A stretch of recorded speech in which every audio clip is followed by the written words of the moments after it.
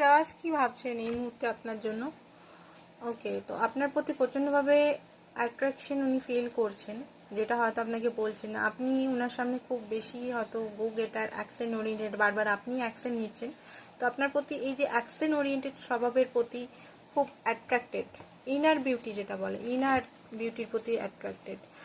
But কোনো কারণে একটু কনফিউজ আছে যে আপনি যে প্রপোজাল ওনাকে দিচ্ছেন বা ভালোবাসার প্রপোজাল, উনি অ্যাকসেপ্ট করবেন কি করবেন না। কারণ ওনার পাসটা ভালো নেই। মুনের কার্ড এসছে, ওনার হতে পারে মাকে ভয় পারে, এটাও হতে পারে।